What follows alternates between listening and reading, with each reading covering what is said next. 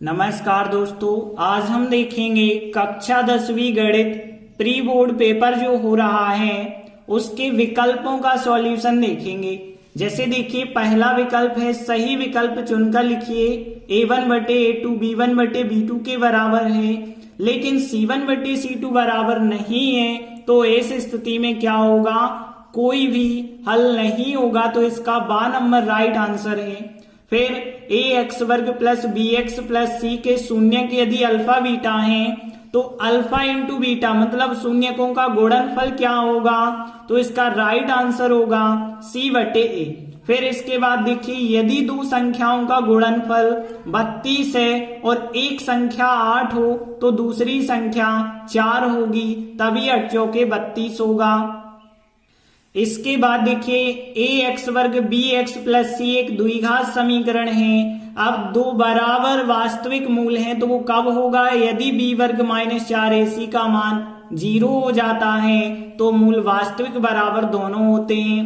फिर देखिए, समांतर श्रेणी का प्रथम पद a है, सार्वंतर d है, तो nवा पद क्या होगा, a plus n minus 1 into D इसका राइट आंसर होगा। फिर देखिए, खाली स्थान की बात करें तो सभी वर्ग खाली स्थान होते हैं, तो सभी वर्ग समरूप होते हैं, तो पहले का उत्तर है समरूप। फिर सेकंड देखें, वृत्त के दो बिंदुओं पर प्रतिच्छेदन करने वाली रेखा को हम छेदक रेखा कहते हैं, तो यहाँ छेदक रेखा इसका राइट आंसर होगा। फिर देखिए, एक वृत्त की समांतर स्पर्श रेखाएं, तो समांतर स्पर्श रेखाएं केवल दो हो सकती हैं, तो दो राइट आंसर। फिर दो घनों को आपस में जोड़ने पर घनाभ बनता है, तो घनाभ प्राप्त होता है, घनाभ राइट आंसर। आंकड़ों में सर्वाधिक बारंबारता वाला पद बहुलक कहलाता है, तो इसका राइट आंसर हो जाएगा बहुलक। फिर देखिए, सत्य असत्य की यदि हम बात करें, असंभव घटना की प्रायिकता शून्य होती है, बिल्कुल सत्य है।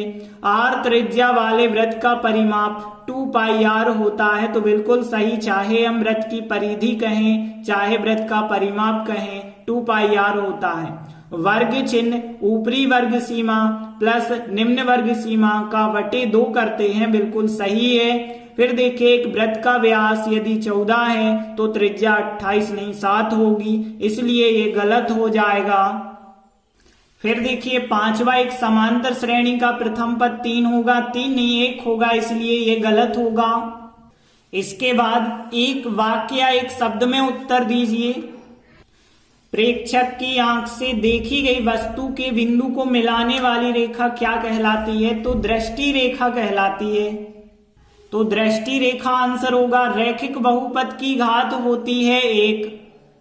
फिर देखिए, एक समीकरण x प्लस 2y बराबर 4, y का मान 2 रखेंगे तो x का मान हमें 0 प्राप्त होगा।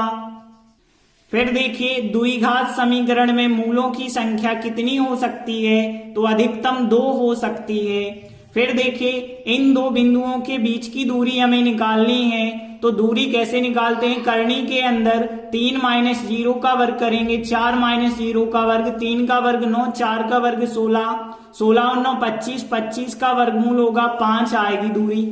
फिर देखिए, सही जोड़ियां बनाइए। यदि हम देखें, साइन 45 का मान होता है 1/2, तो पहले की सही जोड़ी ये हो जाएगी।